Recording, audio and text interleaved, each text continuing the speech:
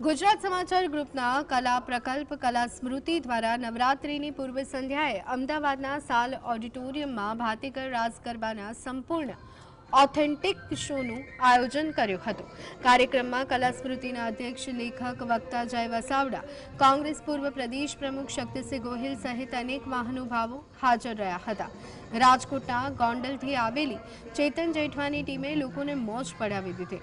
ભગવાન રામ અને સીતા માટે ખાસ રામ રાસનો ગરબો ગાઈ અને ભગવાનને યાદ કરવામાં આવ્યા। નવરાત્રિના પ્રારંભ પહેલા રાસ ગરબાના પ્રેમીઓથી સાલ ઓડિટોરિયમ ગુંજી ઉઠ્યું હતું।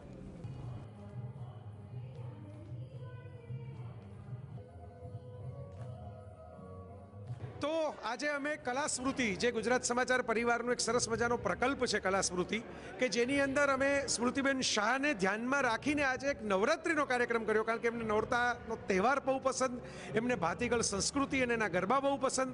તો આજે એમના વિનાની પહેલી નવરાત્રિ સૂની ન લાગે એટલા માટે એક ઉત્સવ ઉજવવાનું અમે નક્કી કર્યું અને એ છે ગરબા રાસ બારે બાસ। ફિલ્મોમાં કામ કરતાં કરતાં આપણી ભાતીગળ જે રીત છે, જે ચાલી આવી છે, એને આપણે યાદ કરી આજે કલા સ્મૃતિનું આયોજન કે જેની અંદર આપણા જે મૂળ ગરબા છે આપણે એન્જોય કર્યા આજે। એના માટે હું આખી કલા સ્મૃતિની ટીમને બહુ જ બધો